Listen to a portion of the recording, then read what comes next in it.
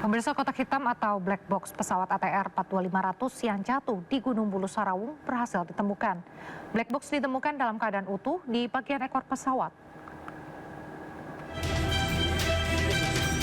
Media Pak, gak ada di belakang Pak. Tim SAR gabungan berhasil menemukan black box pesawat ATR 42500 yang ditemukan di Desa Tompu Bolu, Pangkep, Sulawesi Selatan. Kotak hitam ditemukan oleh tim khusus pada Rabu siang pukul 11 waktu Indonesia Tengah. Kotak hitam ditemukan terdiri dari dua bagian penting, yaitu flight data recorder dan cockpit voice recorder, yang selama ini menjadi fokus utama pencarian karena berisi rekaman data penerbangan dan percakapan di kokpit. Tim yang menemukan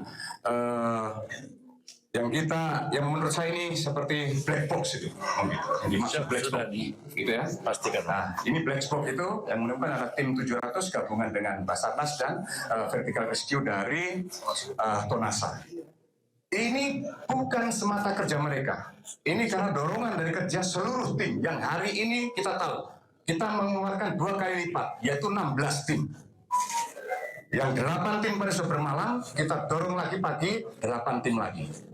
Mudah-mudahan kita mendapatkan kabar baik untuk bisa mendapatkan, mohon maaf, korban mungkin. Karena itu tujuan kita selanjutnya setelah black box ini kita temukan. Kita tetap akan berjuang untuk melanjutkan pencarian sampai dengan ada perintah dari komando atas. Demikian.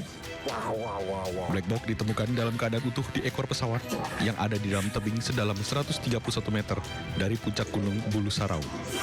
Saat ini kotak hitam telah dievakuasi dari lokasi penemuan untuk diserahkan kepada KNKT. Dari Kabupaten Pangkep, Sulawesi Selatan, Udin Syahrudin, iNews melaporkan. Kita beralih ke informasi lain, pemirsa. Jenazah wanita korban pesawat ATR ditemukan di kawasan Gunung Bulu Sarawung dipastikan merupakan pramugari Florencia. Ini dipastikan melalui pemeriksaan sidik jari, data rekam medis, serta beberapa properti.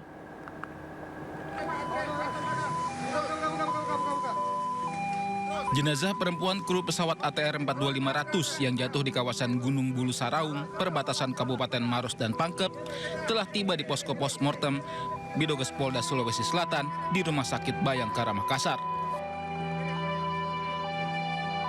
Jenazah korban kedua yang ditemukan hingga melalui proses evakuasi yang ekstrim tersebut dibawa ke Rumah Sakit Bayangkara Makassar untuk menjalani proses identifikasi. Berdasarkan pantauan di lokasi, mobil ambulans yang mengangkut jenazah tiba di Rumah Sakit Bayangkara Makassar Selasa malam. Jenazah kemudian langsung dimasukkan ke ruang jenazah untuk menjalani identifikasi tim DVI Bidoges Polda Sulawesi Selatan.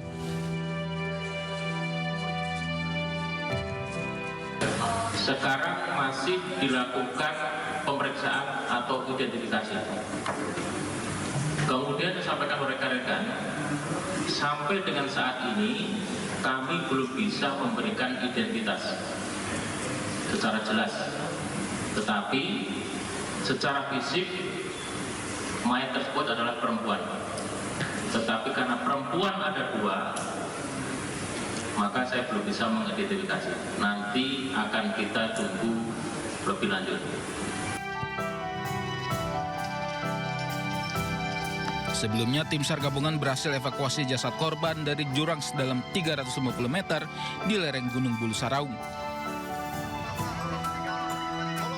Proses evakuasi berlangsung cukup berat lantaran medan terjal dan cuaca buruk.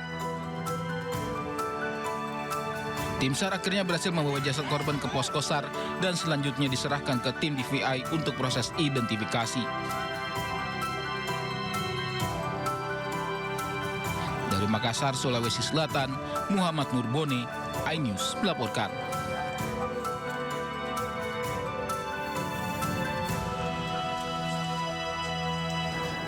Pemirsa, kasus dugaan perundungan dan pelecehan seksual terhadap anak perempuan YouTuber The Papa Rock TV menjadi viral di media sosial. Dari video ditayangkan melalui akun Instagram @thepaparock, sang anak menceritakan pengalaman tidak menyenangkan yang dialaminya di sekolah. Dalam pengakuan sang anak, sejumlah siswa laki-laki diam-diam memotret dirinya saat sedang latihan menari di sekolah. Foto-foto tersebut kemudian diubah menjadi stiker di aplikasi pesan singkat dan disebarkan secara luas di berbagai grup percakapan.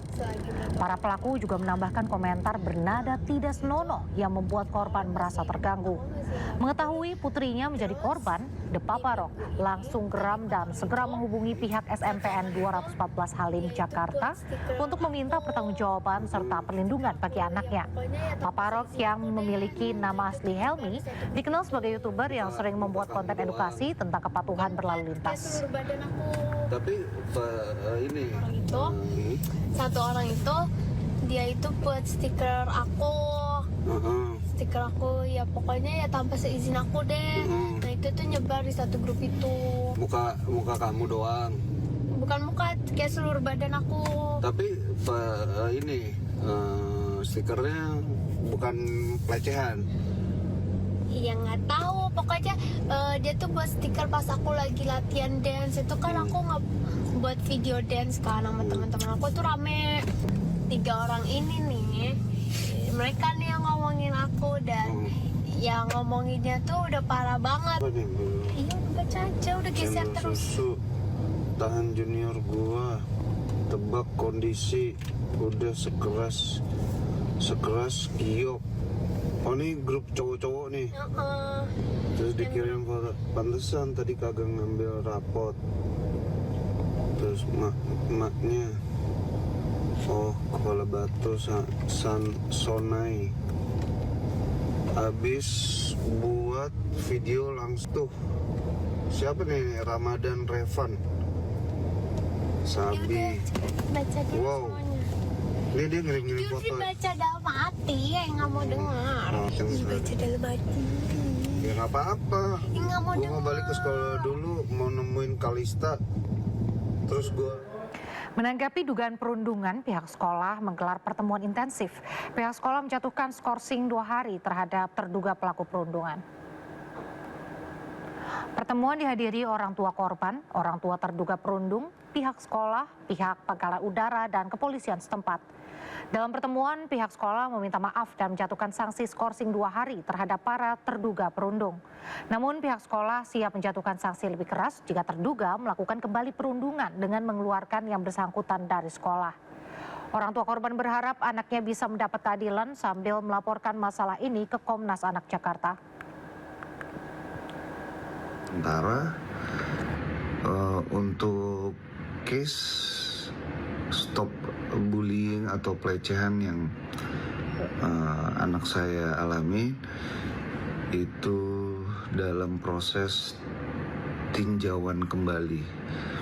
Semoga, saya berharap ya, semoga case ini bisa menemukan titik terang dan kami selaku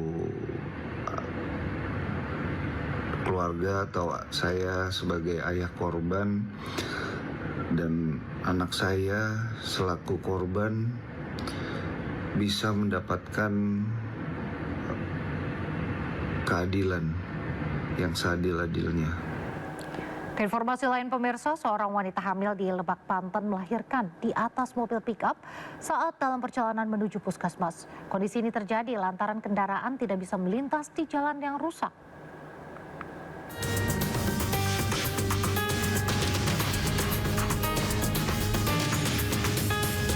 Seorang ibu terpaksa melahirkan anak keduanya di atas mobil pick-up di Jalan Kampung Cibarani, Lebak, Banten.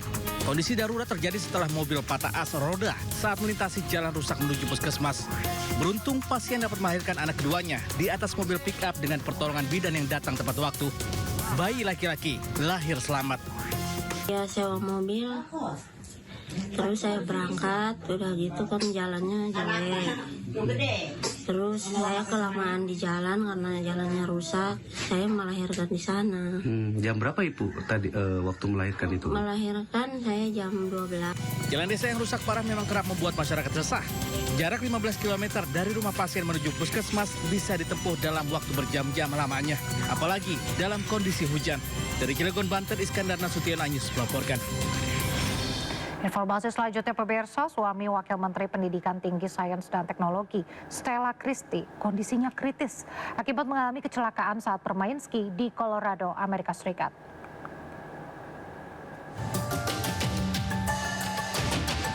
Melalui Instagram pribadinya, Wakil Menteri Pendidikan Tinggi Sains dan Teknologi atau Wamen Dikti-Saintek Stella Christie mengunggah foto suaminya yang tengah terbaring di Rumah Sakit St. Mary, Grand Junction, Colorado, Amerika Serikat. Dalam keterangan resmi yang dibagikan Sekretariat Wamen Dikti-Saintek, suami Stella Bartolomei Cech atau Bartek disebut mengalami cedera kritis akibat patah tulang belakang serta cedera toraks dan pecah pembuluh darah aorta. Selain itu, Bartek juga menderita sejumlah patah tulang di area wajah dan lengan. Bartek disebut telah menjalani 2 operasi besar. Stella sendiri sudah berada di Amerika Serikat setelah 40 jam menempuh perjalanan dari Jakarta ke Amerika Serikat. Stella menyebut suaminya mengalami kecelakaan saat bermain ski di Aspen, Colorado.